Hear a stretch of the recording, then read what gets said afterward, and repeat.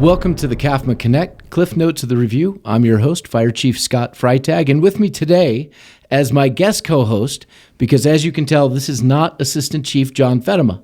He has tried for weeks to get out of this, and he finally weaseled his way out with the unsuspecting but ever gracious firefighter, paramedic, Kayleen Malm. Kayleen, welcome.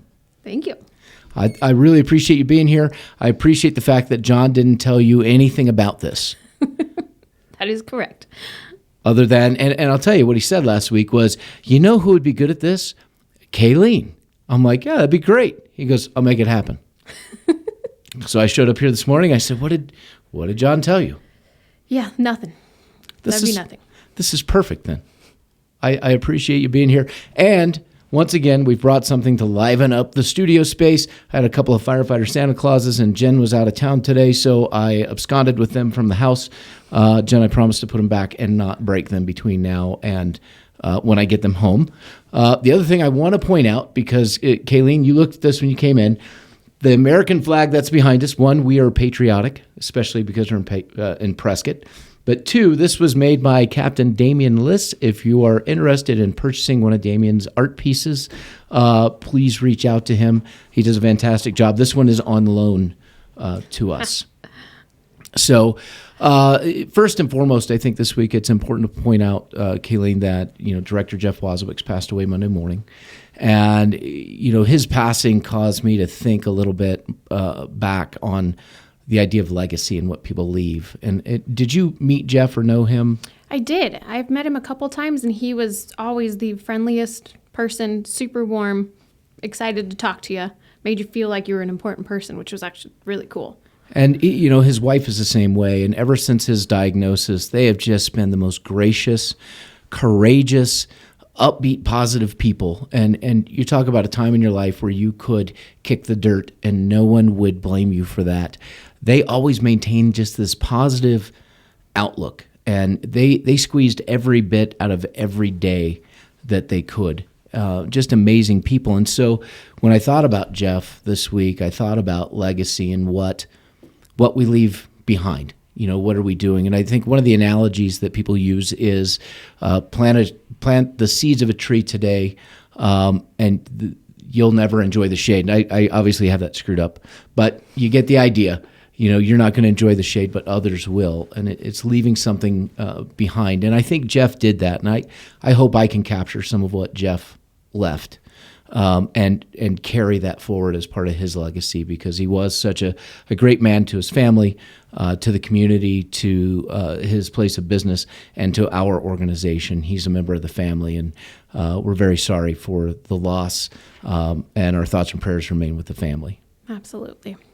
So when we talk about legacy, and the first thing I want to do, Kayleen, because I think it's important to introduce who you are. So first and foremost, where did you grow up? So I grew up in Flagstaff, Camp Verde area. I kind of switched between the two. Okay. And after high school, you went to? NAU. NAU. And what's your degree in? Exercise science. So tell me about the fire service. What sparked your interest in getting into the fire service? So that's kind of a funny question, because I never thought I would ever be here. If you asked me in high school what I'd be doing 10 years now, which is sad to say, 10 years later, what I'd be doing, I never would have told you I'd be working full-time for a fire department as a firefighter. So what really drew me into it was the medical side of the fire service. I wanted to do something medical, couldn't decide what, couldn't get excited about anything. And so once I got into EMS, I ended up loving it. Okay. And then just in a roundabout way, I was volunteering at a fire department for the EMS experience. And they're like, hey, you want to take the 1 and 2 class? Sure, make me more useful. Ended up really enjoying that side of it too. Okay. And everybody told me there's no longevity in EMS, just the nature of it. Right. Unless you go fire or flight. So, well, I'm kind of already doing the fire thing, so I guess I'll give that a shot. Right. And now I'm here, which is crazy still. And how many years have you been with us now? Just a little over 4 years. A little over 4. So, and we talk about this sometimes, Kayleen. We have people go through an interview, and what we'd like to do is really record it or take the notes and put it in a file. And about the 5-year point, pull it back out and say, hey, what happened to this person? This is the person you said you were when you were hired, and here's where you are today. What What did we lose? What can we do to help you get you back there? And one of the things I have to say is, one, in your interview, before you left the room, we all wanted to hire you. And 4 years later, what you've accomplished, from my perspective as well as your peers, is absolutely amazing, because you've maintained that positive outlook, that positive attitude, that drive to accomplish. Why do you think that is? What keeps you motivated? And this is important because there are people who lose that motivation. So what can we do, or what do you do to keep yourself motivated, coming in every day to do just the best you can? So I'm still human. I'm not motivated every single day. Sure. I'll be honest with you. Right. But what I've finally figured out, and it took me a little while to figure this out, is for all the stuff that I do and the stuff that I enjoy putting a lot of effort into, I've finally realized to pick out things that I enjoy. Okay. That I have fun with. I'm not signing up for certain events or programs that I'm not going to enjoy, because I'm not going to put a lot of effort into them, or as much as I would like. Sure. So I finally have figured that out. Saying yes to the things I enjoy, say no to the things that don't appeal to me. Okay. And then just coming to work every day, the biggest thing that motivates me is just to have fun. And the way that I have fun at shift is just doing the best I can, because I don't feel good about myself if I kind of half-ass something and don't do something correctly. So I feel guilty. So I don't like that. So, and then just with the crews, running calls, be nice to people. Right. It's way more fun, not taking anything too seriously. Has really helped me to stay positive, try to hopefully have a little bit of an influence on the crews that I work with, because, we all succumb to it eventually. That right. A little bit of burnout, negativity, it's like really easy to do, really easy to become influenced by it. So right. That is one of my goals, is to try to just be one of those positive people on the truck every day if I can. Right. Well, and maybe it sounds like you came into it with a realistic expectation of what it was, because of some of what you did while you were at NAU and then post NAU, working for that other agency up outside of Flagstaff. And it goes to something called the morale curve. It was created in the 1960s. So despite what you think before I was born, I'm old but not that old. When we put out promotional videos for the fire department, what do you typically see? Explosions. Come in and join us, because everything is just exciting every day, every minute. You're saving lives, you're putting out fires, you're rescuing people from car crashes, and that's not the reality. No. and so what happens with the idea of the morale curve is people come in up here, the line they should be at's really here, but then when they see reality, they just start taking a nosedive, and sometimes they'll go below that line, and you hope you can get them back up, at least in the line, maybe above it. And like you, there are days where you're just not motivated. I mean, I have that. There's days where I'm just at my end. I don't want to deal with some of the BS anymore, so I'm ready to take a break. But, I think, one, we need to work on our recruiting so that we're realistic. And I have an idea for a recruitment video that doesn't include just things exploding. I think that we have somebody with a toilet brush smiling as they're cleaning the toilet, or with a broom. That would be more realistic. Right. Set the expectations. And one of the articles that we shared in the review this week is actually, it's an article out of Fire Rescue Magazine, or Rescue One, I'm sorry. And it talks mainly about the police to start, but then it goes into, hey, you know what? We shouldn't recruit or train firefighters like they're in the military, because that's not what we are, and it sets people up to have kind of a different mentality. And really, we're here to serve the community. We're here to serve each other in the fire station, and we're here to make sure that the equipment that the public has entrusted us with is maintained and protected so that we're ready to go. And that does include the toilets in the fire stations. I mean, the big red truck is nice and shiny, but that white bowl is important too, because it does show a commitment to the overall organization. So I'm reading a book right now, and I know you hear that a lot from me. He's reading another book. And a lot of times I fall asleep while I'm reading because I'm tired. But it's called Radical Candor, How to Be a Kick-Ass Boss. and it's written by a woman named Kim Scott. It's a great book, and she talks about something that she describes as superstars and rock stars, right? And I don't look at it that same way, but I get the concept she's talking about. And basically what she's saying is superstars are people that are on an upward trajectory. They're just like this in their career. They're flying straight up, and they're just achieving things. And then the rock stars, as she describes them, are people that are on a lower trajectory, but they're knocking it out of the park. They're doing great things. And what she said is there's times in everyone's career that they're on the superstar, they're on that straight up, accomplishing things. And then there's other times where they're not plateauing, they're still progressing, but they're like, hey, you know what? I need to get good where I'm at what I'm doing. And I know there's been times where I've pushed you and others and said, hey, what's the next step? And I didn't realize until I was reading this that, man, you know what? Kayleen, Jake, others are right. Hey, you know what, Chief? I've done this so far. I just need to get really good at where I'm at. And then regain. Does that make sense? That absolutely makes sense. And I can, just thinking about it as you're talking, I feel like I'm more on the rock star path where I'm want to get good at what I'm doing because I don't feel like I'm that good.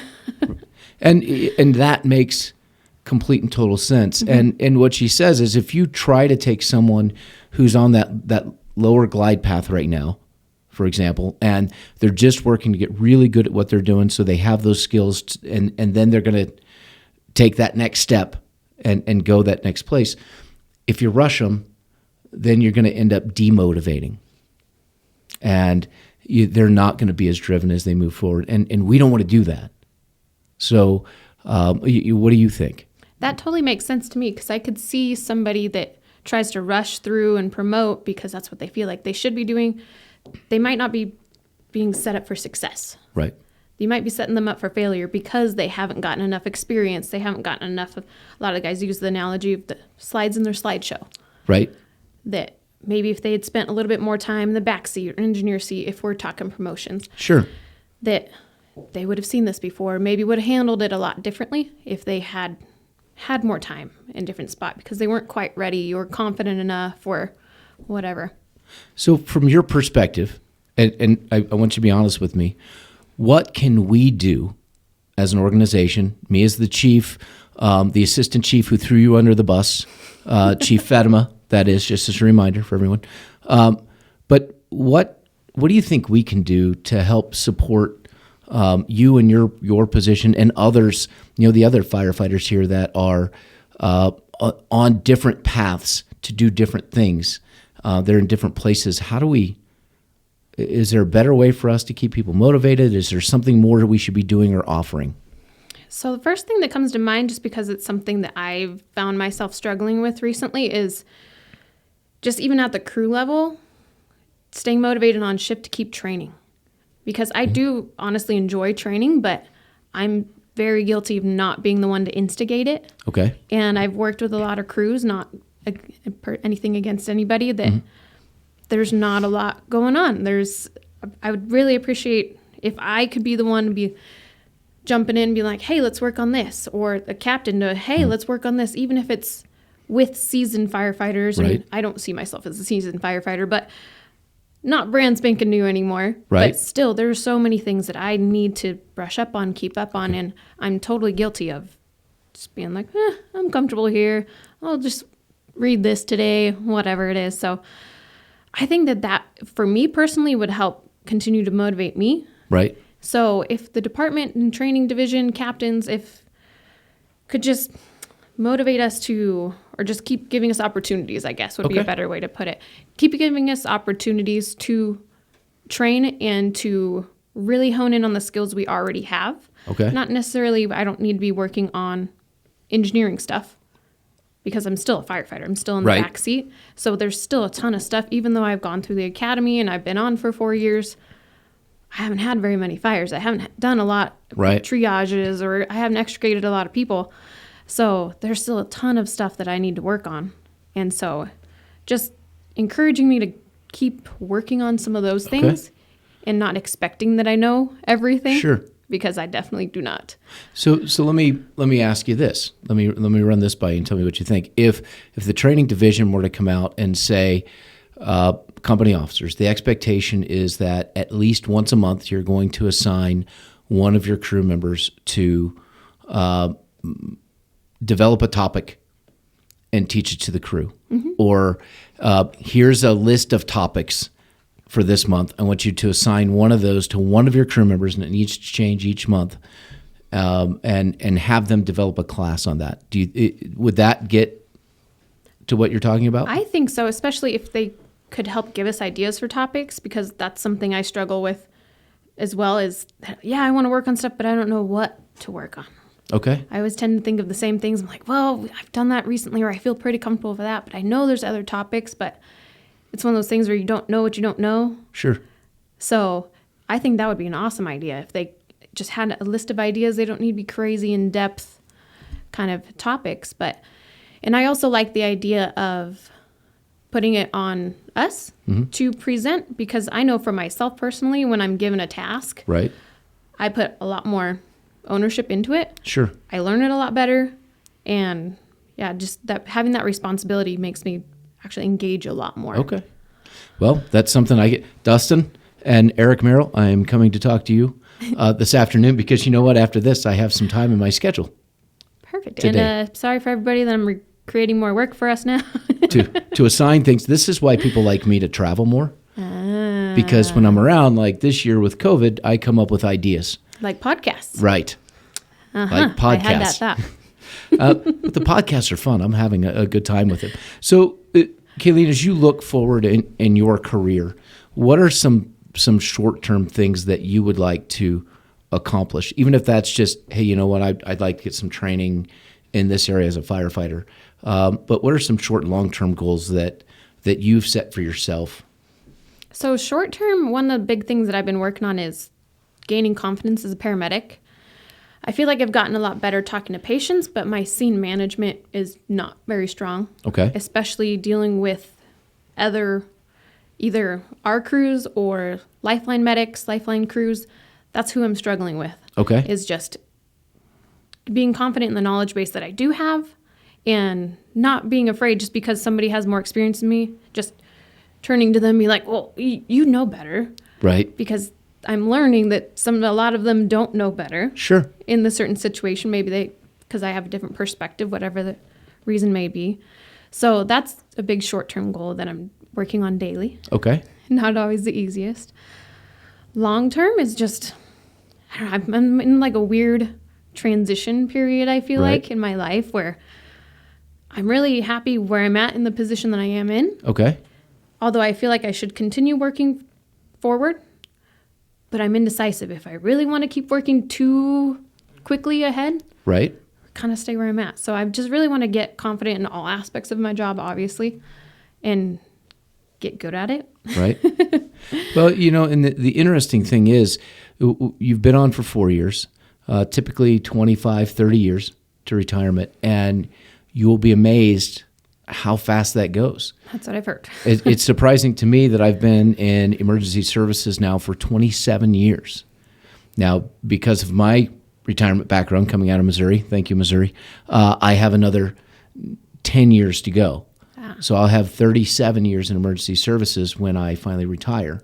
And even then, my financial advisor says, hey, you should work longer. My message to him is, you need to fix my accounts. Make this stuff work. Magic. So, it goes by fast. But I think the important thing is enjoy where you're at. Enjoy the ride. Put forth the effort to continually improve. And don't promote until you're ready. Now, I say that, but there's still going to be some pushing, because some folks do get a little too comfortable, and you do have to come in and give them a little nudge and say, hey, really need to start thinking about this, because as John and I have talked about, we have a lot of change in the organization in the coming years, and we need people that are going to step up and take these positions and continue to move the organization forward. Mm-hmm. And that sometimes that reluctant leader is what we need. So keep that in mind, that I'm going to leave you alone for a little while, but then myself and others will likely push you a little bit, and a lot of people in the organization, because we want people to achieve. And we understand not everybody wants to promote, but we want you to be the best you can be in whatever position you choose to be in. I like that. And provide you what you need. Now, there's another question I have for you, because this topic is talked a lot about in the fire service, and it's diversity. And it's no secret that there's not as many women in the fire service as we'd like to see. So a couple of things. The first one is, you were drawn to it through EMS and then by happenstance the fire side. What are some of your thoughts on what we could do better to recruit more women into the fire service? So I think one of the big things is just letting women know that it's an option. Because for me personally, like I was saying, in high school, I never would have told you I would be doing this. That's because I never saw it as an option for me. They had a fire science program when I went to Camp Verde High School. So I knew of the fire service, but I always thought of that as a guy thing.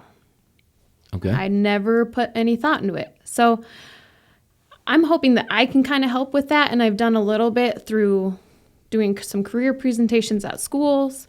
And I also help with the college 1 and 2 class. Okay. And so just putting out that it's an option. I don't even go into those career presentations trying to recruit, but I just think it's cool to let young girls know, hey, this is an option. So is being a police officer. So is being a construction worker. So is anything else in these male-dominated fields. Just knowing that it's possible and it's not out of your options. Well, and I think that's why, and you're not aware of this yet, I'll make you aware of it now. As we develop the recruitment video, I will be talking to you and looking to you to be a part of that. Had a feeling. But so I had another idea, and Alan Brunacini used this years ago to recruit for the fire department. And he went to the local colleges, and I think some to the high school level, to the athletic teams, and said, hey, are you going to be a professional athlete? And for a majority of those athletes at the collegiate or high school level, the answer is no. And we have a couple of personnel here who were on that path, and then now they're on the fire department side of things.